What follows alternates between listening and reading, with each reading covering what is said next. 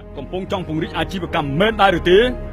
ចូលរួមជាសមាជិក CEO Master Club ដើម្បីក្លាយជាអ្នកដឹកនាំធុរកិច្ចកំពូលបានយ៉ាងឆាប់រហ័សធ្វើអាជីវកម្មតូចទៅជាធំពីលក្ខណៈគ្រួសារទៅជាស្តង់ដារពង្រីកបណ្ដាញការលក់កាន់តែទូលាយលើកកេរ្តិ៍ឈ្មោះក្រុមហ៊ុនឲ្យកាន់តែខ្ពស់និងចូលរួមអភិវឌ្ឍសង្គមកាន់តែខ្លាំងលោកអ្នកនឹងទទួលបានការប្រឹក្សាជាបន្តបន្ទាប់ CEO Master Club ពង្វឹកអ្នកដឹកនាំធុរកិច្ចកំពូលធ្វើឲ្យសេដ្ឋកិច្ចក្នុងស្រុករឹងមាំ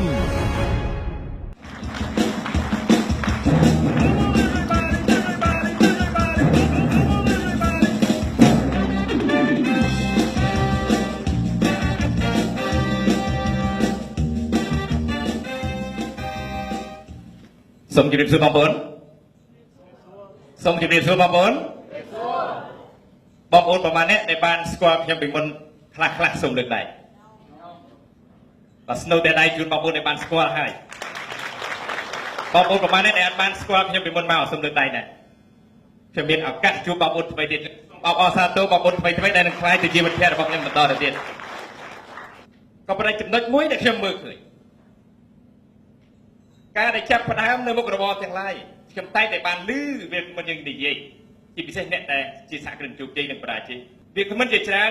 ជោគជ័យបរាជ័យជាច្រើនបាននិយាយថាការចាប់ផ្ដើមនៅមុខរបរ10នាក់បានដួលរលំទៅវិញនៅក្នុងឆ្នាំទី1 7 ឬ 8ដែរបានដួលរលំទៅវិញ7 ឬក៏ 8នៅក្នុងឆ្នាំទី1នៅសល់2 ឬ 3 5 ឆ្នាំក្រោយមកនៅសល់តែមួយ Scary ទេបងប្អូន Scary ក៏ប៉ុន្តែបងប្អូនដែលដួលទាំងអស់អ្នកខ្លះរៀងចាលរហូតអ្នកខ្លះអត់រៀងទេគឺត្រឡប់មកវិញដោយសារតែគាត់បានរៀនថាអ្វីដែលគាត់បានរៀនសូត្រពីដំណើរនៃការដែលធ្លាក់ចុះឬក៏ដួលរលំនោះដោយវិធីសាស្ត្រណាហើយគាត់ដូររបៀបរបបក្នុងការដែលគាត់ធ្វើឡើងវិញបងប្អូនប្រហែលអ្នកដែលនៅទីនេះធ្លាប់ដាំបាយសូមលើកដៃឡើងប្រហែលអ្នកដែលអត់ដែលដាំបាយសោះលើកដៃប៉ុន្តែធ្លាប់ឃើញគេដាំបាយធ្លាប់ទេបងពេលដែលយើងដាំបាយយើងដែលយើងចង់បាននោះយ៉ាងម៉េចគឺជាបាយមួយដែលឆ្អិនហើយឆ្ងាញ់មែនទេបងប្អូនក៏ប៉ុន្តែពេលខ្លះបាយដែលយើងចង់បាននោះវាទៅជាមិនបានជាបាយឆ្ងាញ់ល្អទៅវិញមិនបាយឆ្អិនល្អទៅវិញវាបែរជាបានបាយមួយដែលឆៅបងប្អូនធ្លាប់ដាំបាយឆៅទេធ្លាប់បងប្អូនធ្លាប់ដាំបាយទៅខ្លោចទេ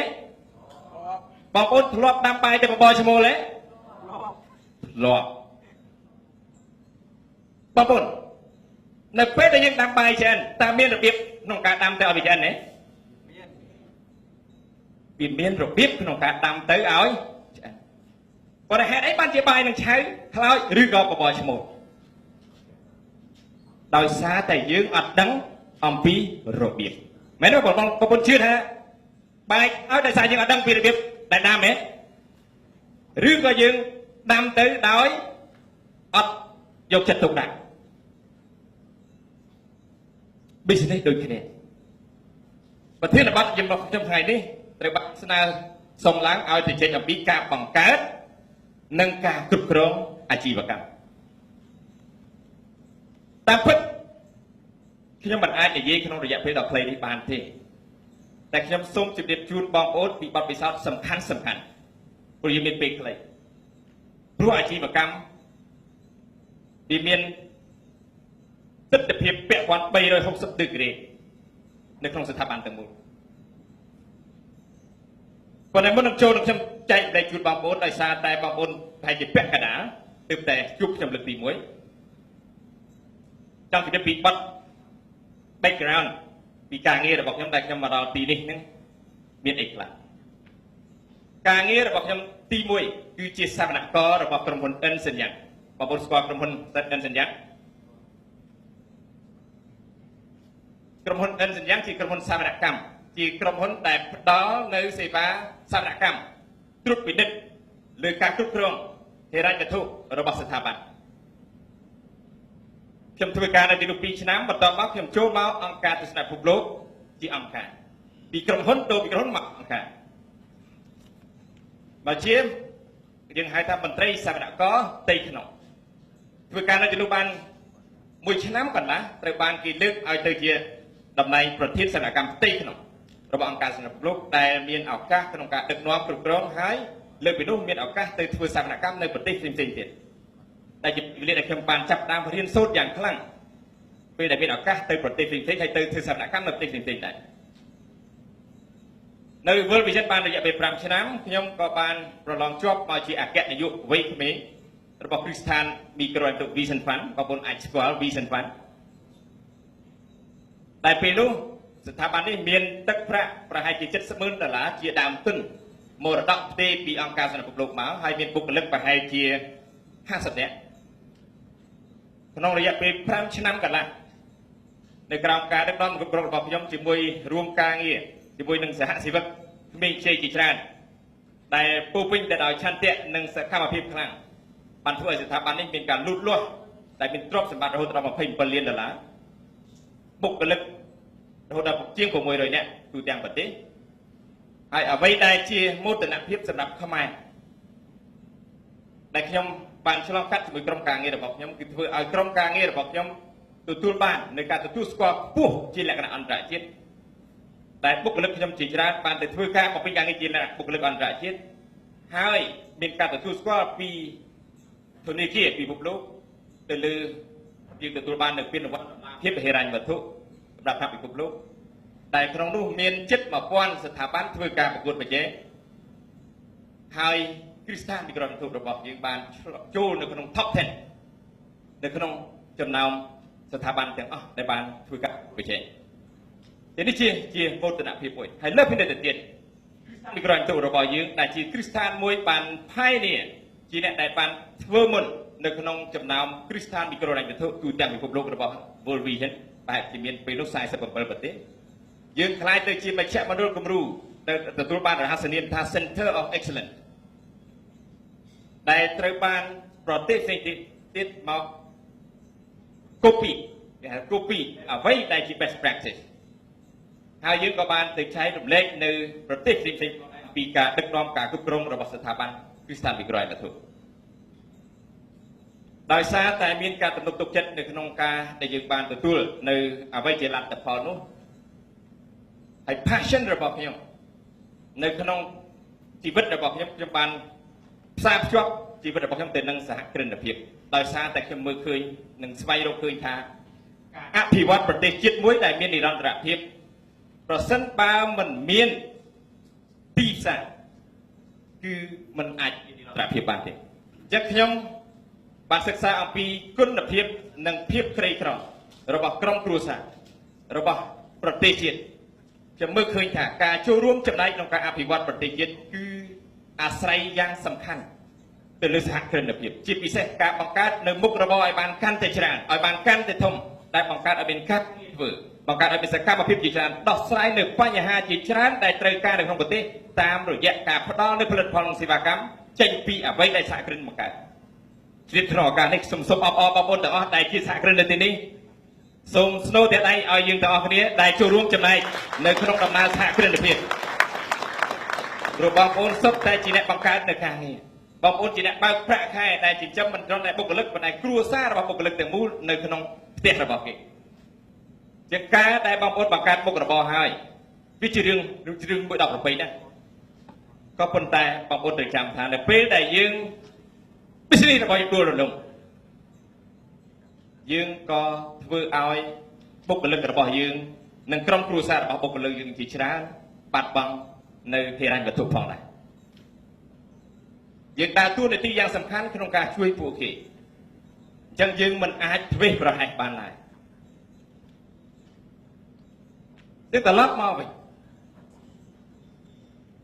ខ្ញុំបានចាក់អំពីគ្រឹះស្ថានមីក្រូហិរញ្ញវត្ថុក្នុងគោលបំណង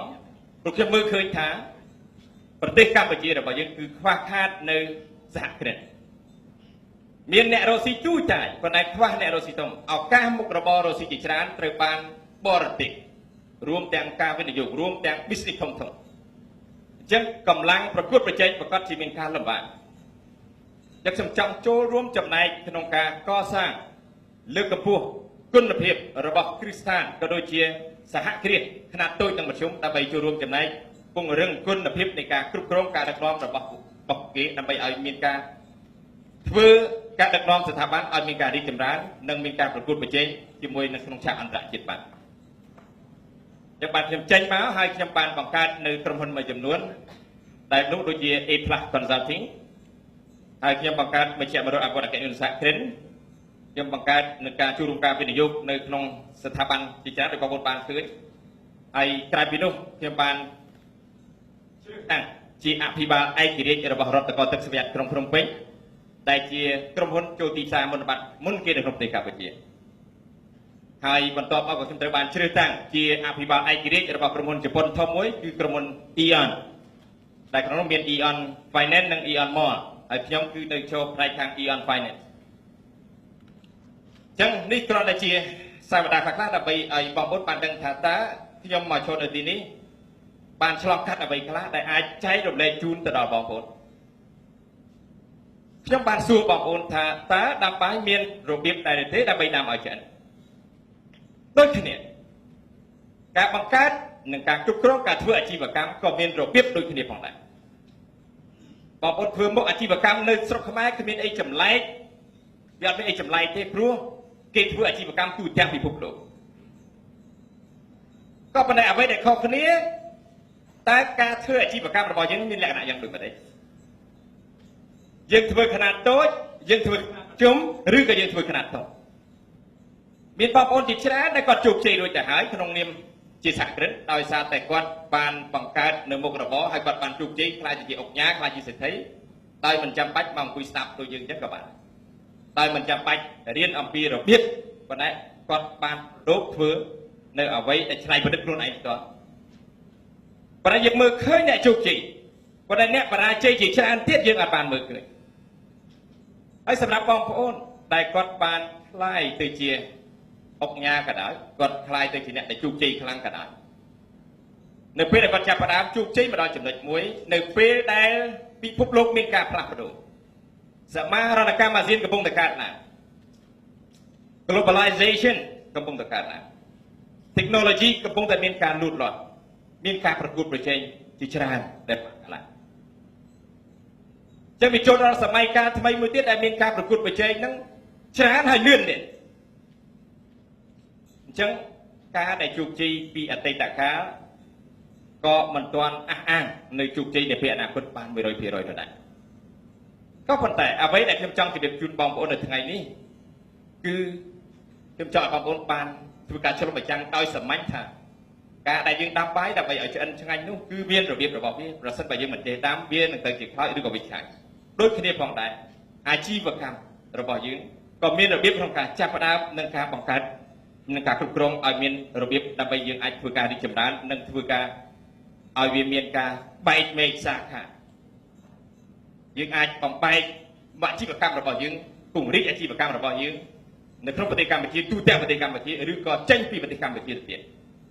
អ្វីដែលជាទស្សនវិស័យរបស់ខ្ញុំមិនចង់ឲ្យបងប្អូនបង្កើតអាជីវកម្មហើយគ្រាន់តែនៅក្នុងមកកញ្ចប់នៅក្នុងប្រទេសកម្ពុជាប៉ុណ្ណោះទេប៉ុន្តែខ្ញុំចង់ឃើញបងប្អូនពង្រីកអាជីវកម្មទូទាំងប្រទេសហើយអាចមានសក្តានុពលក្នុងការពង្រីកទៅប្រទេសផ្សេងទៀតបានបងប្អូនចង់យ៉ាងណាបងប្អូន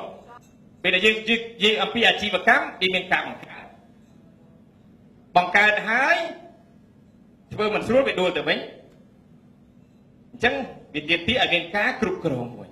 របៀបនៃការគ្រប់គ្រងមួយរបៀបនៃការគ្រប់គ្រងមួយ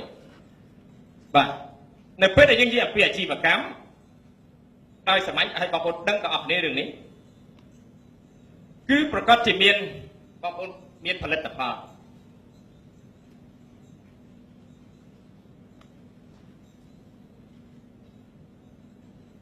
បងប្អូនមានផលិតផលអាចខ្លាយជាអាជីវកម្មដែរបងប្អូនអត់ទាន់គ្រប់គ្រាន់ជាអាជីវកម្មទេបងប្អូនគាត់តែមានផលិតផលអត់ទាន់ជាអាជីវកម្មទេបងប្អូនត្រូវមានអីទៀតឥ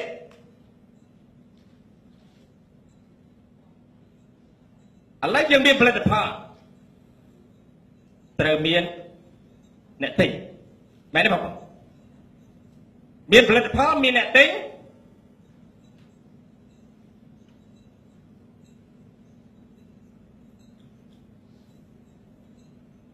មានផលិតផលនិងមានអ្នកទិញប៉ុន្តែធ្វើម៉េចដើម្បីមានអ្នកទិញតើមានអ្នកលក់អាហ្នឹងដែលត្រូវជំនាញបងតារាតែខ្ញុំដឹងគឺថាគាត់ជំនាញអាហ្នឹងច្បាស់មកអញ្ចឹងពេលដែលយើងនិយាយពីអាជីវកម្មគឺមានផលិតផលនិងអ្នកអតិថិជនក៏ប៉ុន្តែអានេះវាសាមញ្ញពេកអ្នកណាក៏ដឹងដែរតើផលិតផលនោះផលិតផលយ៉ាងម៉េចអ្វីដែលត្រូវដឹងមុនពេលដែលបង្កើតអាជីវកម្មតើផលិតផលនោះយ៉ាងម៉េចដែលអាជីវកម្មយើងហ្នឹងវាខ្លាំង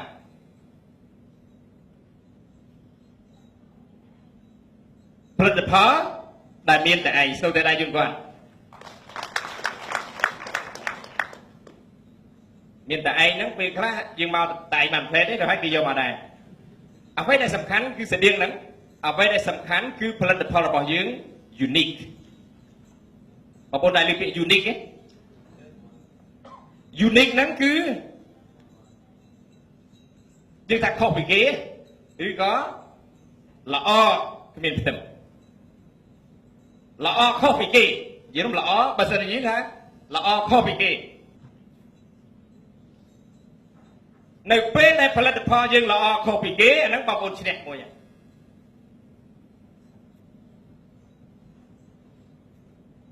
ព្រោះនៅពេលដែលបងប្អូនមានអ្វីជាផលិតផលសិប្បកម្មដែលល្អខុសពីគេវាជាទីចាប់អារម្មណ៍របស់អតិថិជនវាជាទីចាប់អារម្មណ៍ចឹងបងប្អូនអាចឆ្លុះបញ្ចាំងកន្លងមកឬក៏បងប្អូនមុនដែលបង្កើតហើយឬក៏មិនទាន់បង្កើតចង់បង្កើតថាតើផលិតផលរបស់យើងនោះវាមានលក្ខណៈពិសេសស្អីខុសពីគេល្អខុសពីគេបើដូចគេដូចឯងអាហ្នឹងវាអាចងាយចូលទៅក្នុងអា7 8ដែលដួលទៅវិញវាងាយខ្ញុំមិនថាវាត្រូវតែដួលទេព្រោះបងប្អូនដឹងថាចាប់ផ្ដើម10ដួលទៅវិញ7 8ចឹងអាការដួលទាំងអស់សុទ្ធតែមានរបៀបសុទ្ធតែមានរបៀបអ្នកទិញវិញបងប្អូនខ្លះក៏ចាប់ផ្ដើមអាជីវកម្មដោយអ្នកទិញរបស់គាត់អត់ទាន់ដឹងជាណាគាត់គ្រាន់តែឮសូមមិត្តភក្តិមិត្តភក្តិគេថាគេអាចមានឱកាសនាំចូលផលិតផលនេះមកបានគាត់ក៏អាចង់ចូលរួមជាមួយដែរ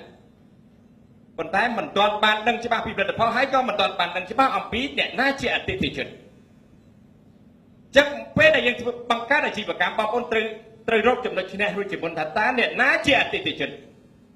នរណាអតិថិជននៅឯណានរណាជាអតិថិជននៅឯណាបងប្អូនគិតអាហ្នឹងសិនហេតុអីបាននឹងសំខាន់នៅពេលដែលយើងអត់ស្គាល់ពីអតិថិជនរបស់យើងជានៅទីណាជាបងប្អូនធ្វើទីផ្សារដោយរបៀបម៉េចបងប្អូនធ្វើការផ្សព្វផ្សាយដោយរបៀបម៉េចបងប្អូនចេះតែជះលុយនេះផ្សព្វផ្សាយនេះអត់ថាអតិថិជននៅទីណាអតិថិជនជានរណាមួយទៀតបងប្អូនទៅធ្វើការវាយតម្លៃតើអតិថិជនដែលយើងមាននោះគ្រប់គ្រាន់ដែរទេ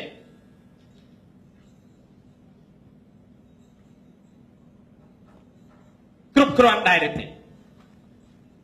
ហេតុអីបានចំណុចនេះសំខាន់បងប្អូនបងប្អូនយើងធ្វើជំនួយយើងចង់បានអីគេចង់ក្រោយបំផុតបងប្អូនចង់បានអីគេផ្ទះដៃឲ្យទាំងអស់គ្នាមួយបងប្អូនធ្វើជំនួយបងប្អូនចង់បានចំណេញដើម្បីបានចំណេញតើបងប្អូនត្រូវធ្វើយ៉ាងណាបងប្អូនអាចឆ្លើយបានតែតែយើងគាត់មើលទៀតដើម្បីបានចំណេញគឺត្រូវមានចំណូលដកនឹងបងប្អូនដើម្បីបានចំណេញតើឲ្យមានចំណូលដកនឹងចំណាយ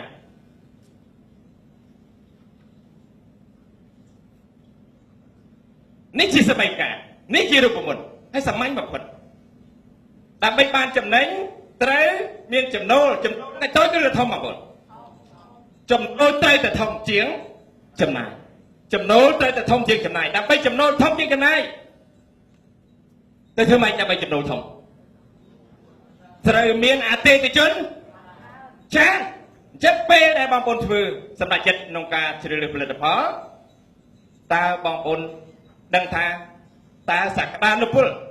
នៃអតិថិជនគ្រប់គ្រាន់ដែរឬទេគេនៅទីណាការដែលដឹងគេជាណានៅទីណានោះបងប្អូននឹងធ្វើដំណើរបុកទៅចូលច្រកចូលទៅនៅទីនោះហើយឲ្យដឹងថាគ្រប់គ្រាន់ទៀតព្រោះការដែលដឹងថាគ្រប់គ្រាន់វាផ្ដល់នូវទំនុកចិត្តដល់យើងវាផ្ដល់នូវទំនុកចិត្តដល់យើងថាយើងចាប់ផ្ដើមបង្កើតមុខរបរនេះប្រកបទីផ្សារព្រោះចំណូលត្រូវតែធំជាងចំណាយចឹងនេះគឺជាចំណុចនៃការចាប់ផ្ដើមខ្ញុំចង់ចែករំលែកបងប្អូននៅរូបមន្តមួយដែលគេហៅថារូបមន្តទស្សនកម្មប្រមាណ Hedgehog concept បងប្អូនពីហ្នឹងឯង Hedgehog ហ្នឹងគឺកម្មប្រមាណ Hedgehog concept ទស្សនកម្មប្រមាណទស្សនកម្មប្រមាណមានចំណុចសំខាន់3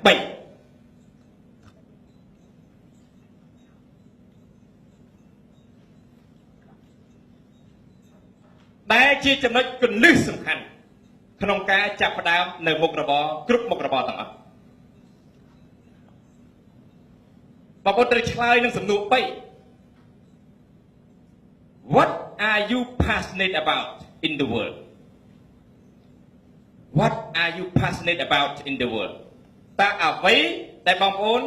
មានបេះដូងឆេះឆួលខ្លាំងនៅក្នុងពិភពលោកយើងហៅថា passion ភាសាខ្មែរប្រែសាមញ្ញថាតណ្ហាប៉ុន្តែតណ្ហានេះមានថាអ្វីដែលយើងចង់ខ្លាំងអ្វីដែលចង់ខ្លាំងពេលដែលបងប្អូនបង្កើតនៅមុខរបរបងប្អូនត្រូវរកឲ្យឃើញអ្វីដែលយើងបងប្អូនចង់ខ្លាំងខ្ញុំមើលឃើញបងសិនតារាគាត់មានអាហ្នឹងអ្វីដែលគាត់ធ្វើខ្ញុំឃើញគាត់មានអាហ្នឹងគាត់បង្កើត To Do the Answer គឺចេញពីបេះដូងឆេះជួលរបស់គាត់មិនមែនការឡើងដោយចៃដន្យប៉ុន្តែឡើងពីការត្រៀមទុកការចង់គឺជាច្រើនឆ្នាំមកហើយខ្ញុំឃើញបងផលបេះដូងរបស់គាត់ឆេះជួលគឺរឿងលុយរឿងបំណុលរឿង creative finance រឿង real estate នោះវាជាអត្តសញ្ញាណរបស់បងប្អូនមួយបងប្អូននៅពេលបងប្អូនមាន passion ហ្នឹងគឺបងប្អូនមានភាពខ្លាំងមួយដែលបងមិនធ្វើអាកិច្ចការវិញមិនចេះហត់មិនងាយបោះបង់ហើយសប្បាយចូលបន្ទប់ទឹកក៏សម័យឃើញរឿងហ្នឹងដែរគេក៏ជាសពឃើញរឿងហ្នឹងដែរបងប្អូនមិនងាយនឹងបោះបង់ចោលទី2ឥឡូវបងប្អូនមាន passion ហើយ What are you best at in the world What are you best at in the world តើបងប្អូនបកកែអីជាងគេបងប្អូនពេលដែលយើងមាន passion ការឆេះជួល burning desire បូកនឹងអ្វីដែលយើងពូកែបងប្អូនអាចធ្វើអានេះបាទអាពីរនេះគឺបងប្អូនអាចធ្វើអាល្អខុសពីគេបាន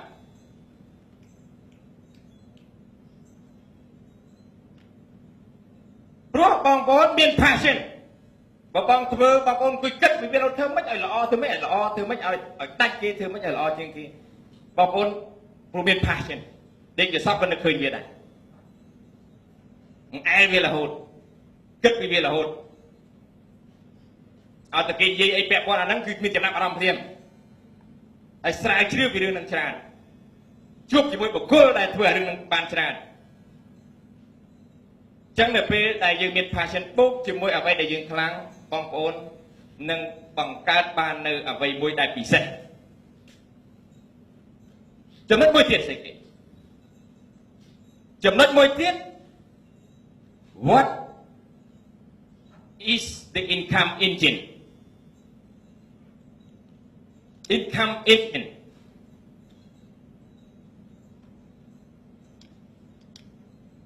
ម៉ាស៊ីនបង្កើតចំណូល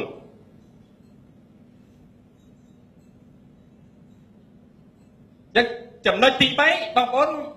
មានបេះដូងខ្លាំងហើយមានការចេះជួខ្លាំងហើយទី2បងប្អូនមានជំនាញហើយប៉ុន្តែបងប្អូនដឹងថាឯណាទៅប្រភពចំណូលតាមប្រភពចំណូលនៅណាអាហ្នឹងតាក់ទងនឹងអីគេបងប្អូនអាហ្នឹងតាក់ទងមកនេះវិញ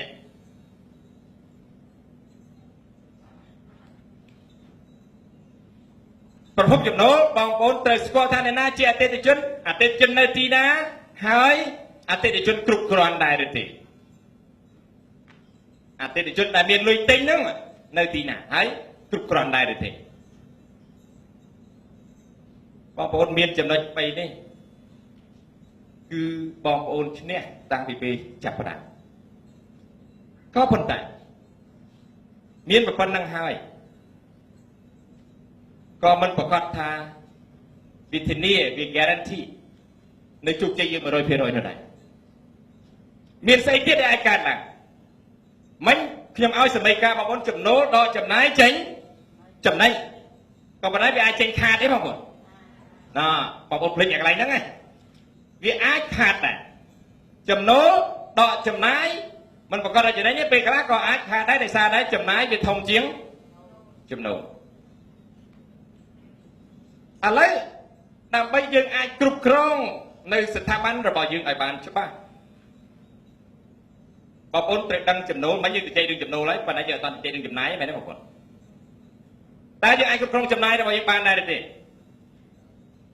តែចំណាយមានអីខ្លះខ្ញុំចង់ឲ្យបងប្អូនណាម្នាក់បានពី3នាក់និយាយអំពីចំណាយមានសុំក្បាលមីក្រូបើមានបងប្អូនអាចនិយាយប្រាប់គ្នាយើងថាតើចំណាយមានអីខ្លះ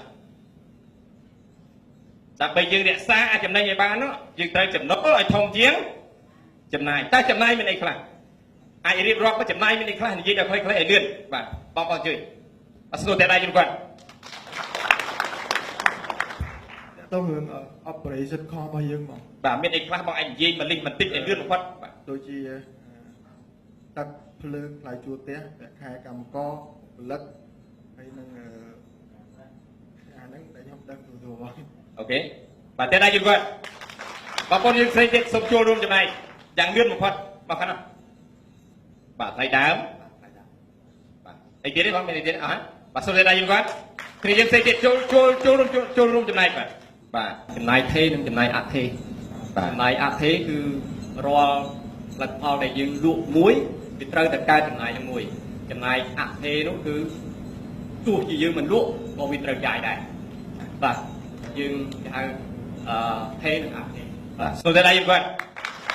បងប្អូនផ្សេងទៀតបាទចំណាយគឺដូចបងលើកឡើងគឺអាជីវកម្មភាគច្រើនមានចែកជាពីរគឺចំណាយទៅលើថ្លៃដើមនិងចំណាយប្រតិបត្តិការហើយក្នុងប្រតិបត្តិការមានទូជួយរបស់វាទៀតរដ្ឋបាលឬ marketing ការលក់អីផ្សេងទៀតបាទអូខេបាទសូមតែដៃយើងទាំងគ្នាជាទូទៅខ្ញុំឃើញការរៀបរាប់ស្តៀងគ្នាហើយខ្ញុំគិតថាសម័យកាលនេះអត់ទាន់ពេញលេញព្រោះគេសង្ខេបឲ្យយើងនឹងវាខ្លាំងពេកមានចំណុចមួយចំនួនទៀតដែលខ្ញុំចង់បន្ថែមនៅក្នុងសម័យកាលបងប្អូនចាប់អារម្មណ៍ទេតើវានាំឲ្យយើងខាតចំណូលដកចំណាយវាអាចចេញខាតនៅពេលដែលចំណាយធំជាងចំណូលអាហ្នឹងសាមញ្ញទេក៏ប៉ុន្តែវាមានអត់សាមញ្ញផ្សេងទៀតយើងដួលយើងខាតដោយសារតែមានគេលួចក្នុងស្ថាប័នយើងអាចមានគេលួចទេមានអ្នកខាងក្នុងលួចទេមានអ្នកខាងក្រៅលួចទេអានោះចំណុចពិសេសហ្នឹងបងប្អូនយើងដួលមួយទៀតដោយសារតែគេអត់សងលុយ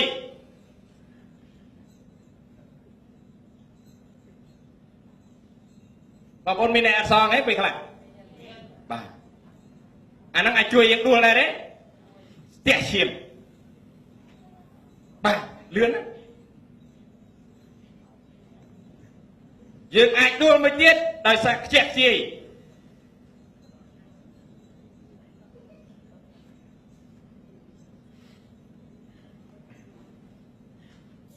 ខ្ជះខ្ជាយក៏អាចដួលបានដែរបងប្អូន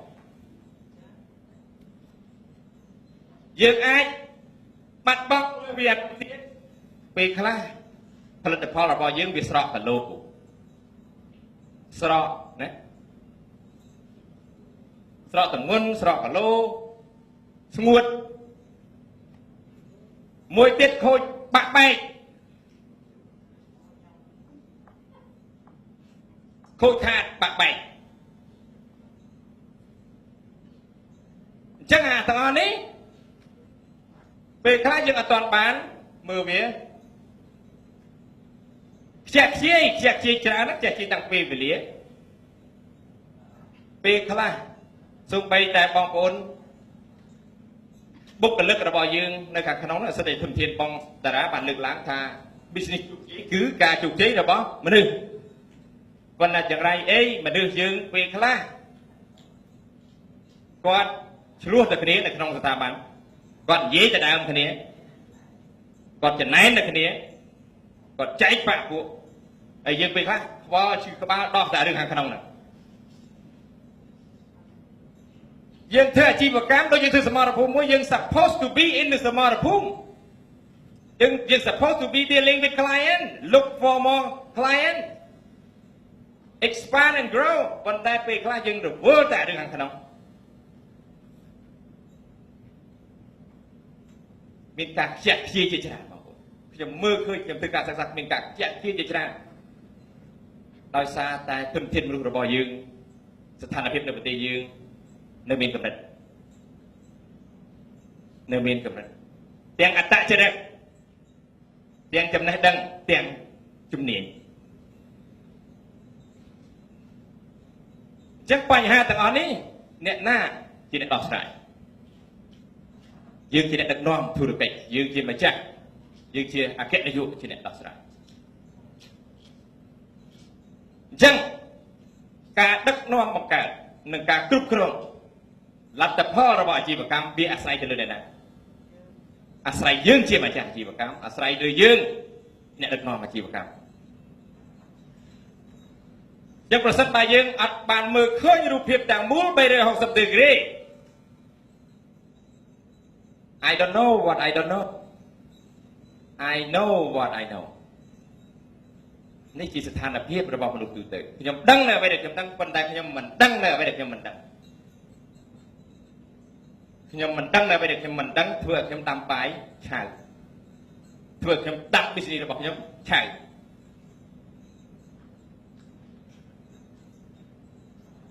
ចឹងមាន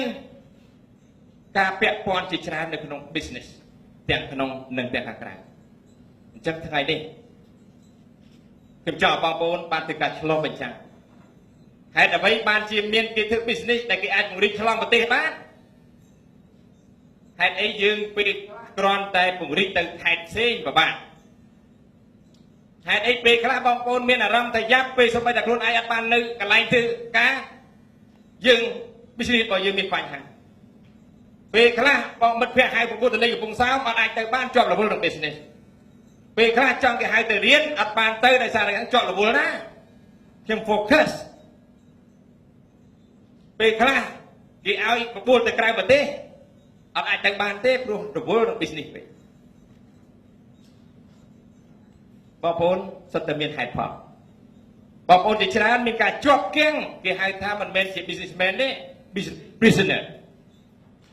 បងប្អូនបានឮពាក្យហ្នឹងអ្នកជាប់ទោសពាណិជ្ជកម្មអ្នកជាប់ទោសអាជីវកម្មតើមានខ្លួនយើងនៅហ្នឹងបានអាច business នឹងបានអត់មានយើង no boss no work តើយើងនៅហ្នឹងអញ្ចឹងអ្វីដែលខ្ញុំមើលឃើញនេះជាបញ្ហាដែលកើតឡើង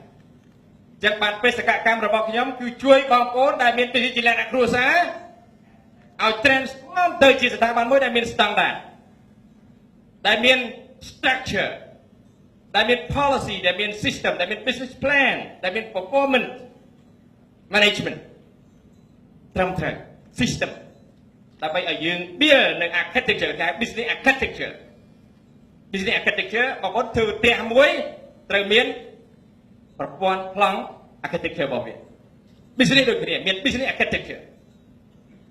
បើបងប្អូនយល់ច្បាស់ពី business architecture ហ្នឹងប បងប្អូននឹងធ្វើឲ្យខ្លួនឯងមានភាពងាយស្រួលជាងមុនដេកលក់ស្រួលជាងមុនហើយពង្រីក business របស់យើងទៅផ្សេងទៀតបានស្រួលនិងពង្រីកទៅក្រៅប្រទេសក៏អាចមានសក្តានុពលក្នុងការធ្វើរឿងនេះបាទ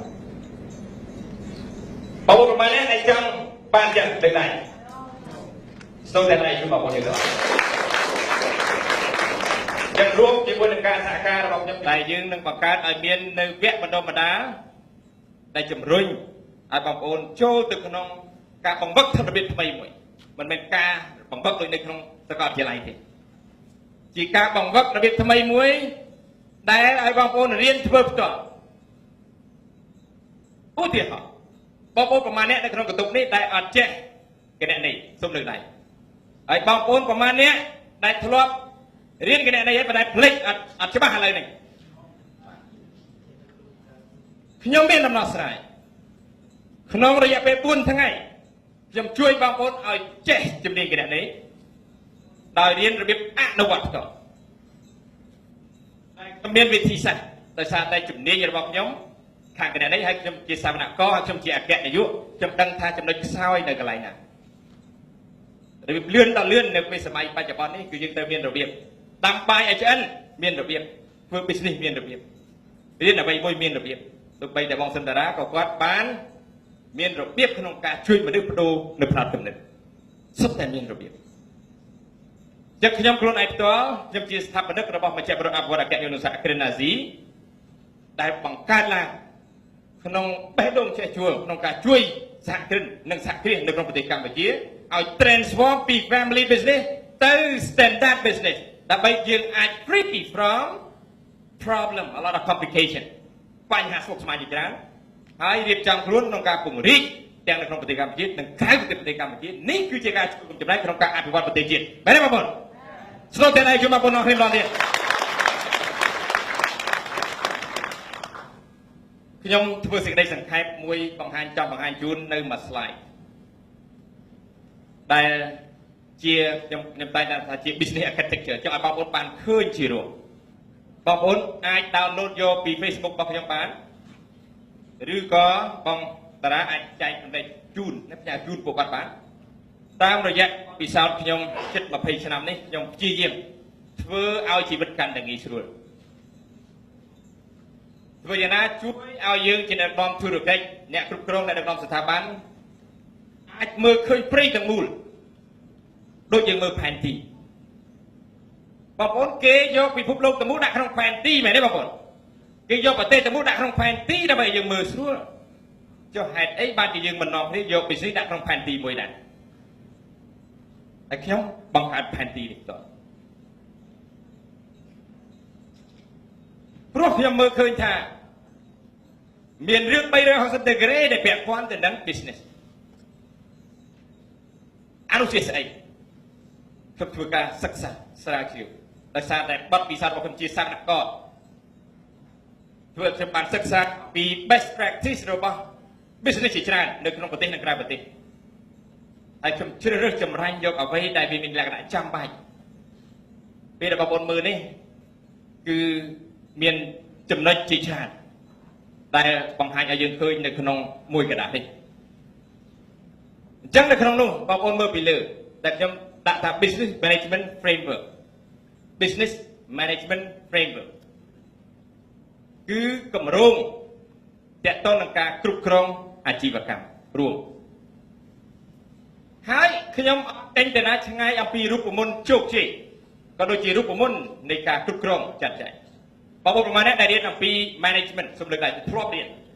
management បានប្រាប់យើងថារូបមន្តក្នុងការសម្រេចបាននូវផលស្មើនឹង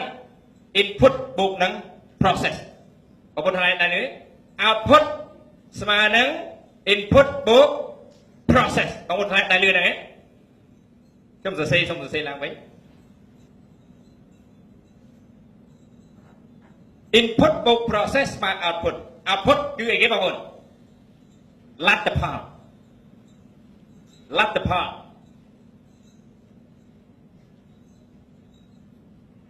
input ធាតុផ្សំ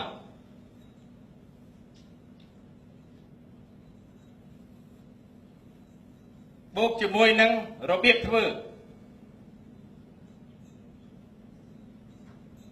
ភាព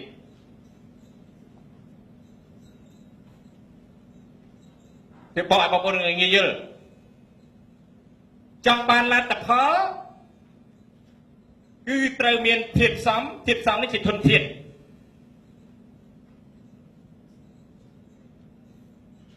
ត្រូវមានធាតុផ្សំធនធានមានន័យថាបងប្អូនធនធានមនុស្សធនធានលុយកាក់ធនធានពេលវេលានិង information នេះពេលវេលា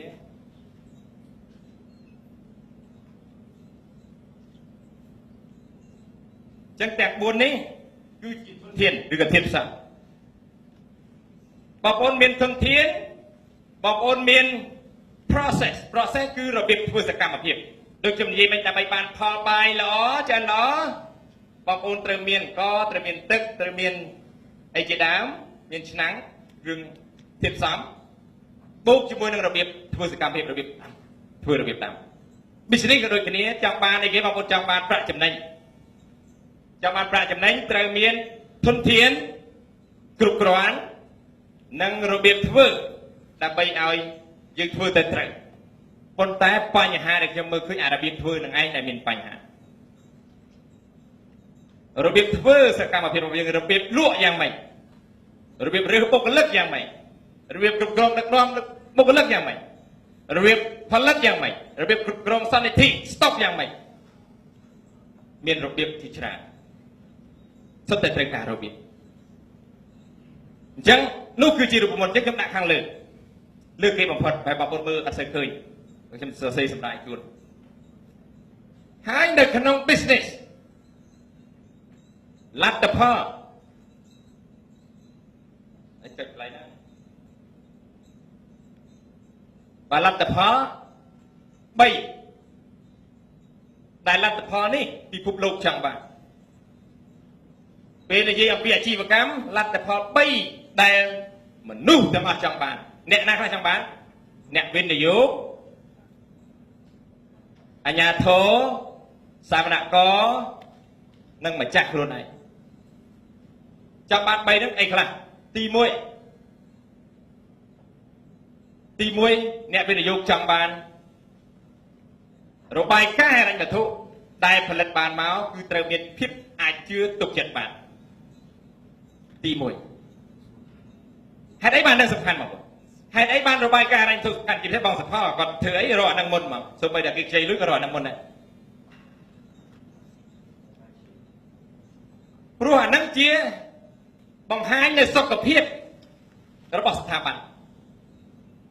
បង្ហាញនៅសុខភាពរបស់ស្ថាប័នតើវាមានលក្ខណៈយ៉ាងដូចម្តេចស្ថានភាពទ្រព្យយ៉ាងម៉េចស្ថានភាពបំណុលយ៉ាងម៉េចស្ថានភាពទុនដែលម្ចាស់ដាក់ចូលយ៉ាងម៉េចស្ថានភាពចំណូលយ៉ាងម៉េចចំណាយយ៉ាងម៉េចចំណេញខាតយ៉ាងម៉េចអញ្ចឹងរបាយការណ៍គឺជាចំណុចទី1ទី2 efficient and effective operation នេះផ្ដោតលើប្រាក់ចំណេញហ្នឹងផ្ដោតទៅលើលទ្ធផលនៃប្រាក់ចំណេញរបស់យើងចំណេញទៅខាតហើយ efficient អត់ return on investment យ៉ាងម៉េច return on asset យ៉ាងម៉េចដាក់$1ចូលតែបានវិញប្រហែលអាហ្នឹងគឺអ្វីដែលអ្នកវិនិយោគឬក៏ម្ចាស់អាជីវកម្មចង់បាន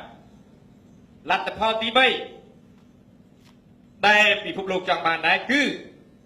ស្ថាប័នរបស់យើងមានការអនុវត្តទៅតាមច្បាប់ទម្លាប់ដែរឬទេចឹង3ចំណុចមានអីខ្លះបងប្អូនទី1អីគេរបាយការណ៍ហិរញ្ញវត្ថុទី2ប្រាក់ចំណេញទី3ការអនុវត្តតាមច្បាប់នេះចំណុចទាំង3ដែលអ្នកវិនិយោគបើសិនបងប្អូនចង់ពង្រីកមុខរបរឲ្យធំឲ្យលឿនដោយប្រើប្រាស់ទុនរបស់អ្នកដទៃបងសុផលតែនិយាយថា OPM Other People's Money យើងលក្ខណៈក្រុមហ៊ុនតូចយើងអាចធ្វើបានដោយមិនចាំបាច់មានអានឹងទាំងអស់ក៏បានដែរជាពិសេសបងសុផលបកកែខាងហ្នឹងអត់ចាំបាច់មានអានឹងទាំងអស់ក៏បានដែរគាត់មានវិធីសាស្ត្រ creative finance ប៉ុន្តែសម្រាប់ស្ថាប័នធំៗដោយបងប្អូនឃើញស្ថាប័នធំៗដែលគេពង្រីកឆ្លងប្រទេស ឬក៏យើងចង់តាក់ទីការវិនិយោគបងប្អូនត្រូវឆ្លងកាត់នៅការអនុវត្តតាមច្បាប់អញ្ចឹងវាស៊ីសងថា big game របស់យើងប៉ុណ្ណា game របស់យើង big ប៉ុណ្ណា game របស់យើងល្មមយើងមិនចាំបាច់ទៅខ្វល់រឿងអនុវត្តតាមច្បាប់អីទេប៉ុន្តែនៅពេលយើងចង់ play big game យើងចង់ grow big វាមានរបៀប grow big បងប្អូនយើងមិនអាច ignore រឿងច្បាប់ទាំងបានទេព្រោះពេលខ្លះយើងខាតពេលវេលាដោយការសាក់លបងដោយមិនការអនុវត្តទៅតាមអ្វីដែលពិភពលោកគេត្រូវការអញ្ចឹងយើងត្រូវស្គាល់ពិភពលោកឲ្យច្បាស់ព្រោះយើងមិនមែនតែឯងនោះទេយើងត្រូវមានការពាក់ព័ន្ធជាមួយដៃគូក្រៅប្រទេសនិងបរទេសដែរអញ្ចឹងប្រសិនបើយើងចង់តាក់ទាញការវិនិយោគពីក្រៅប្រទេសយើងត្រូវរៀបចំទាំង3ហ្នឹងឲ្យបានល្អអ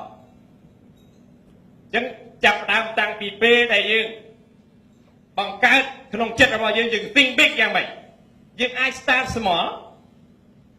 ប៉ុន្តែ think big ត្រូវដឹងថាពិភពលោកគេត្រូវការអីដើម្បីឲ្យយើងទៅ big បានអញ្ចឹងត្រៀមខ្លួនពីឥឡូវទៅព្រោះលទ្ធផលចុងក្រោយវាចាប់តាមពី one single step ពីឥឡូវទៅ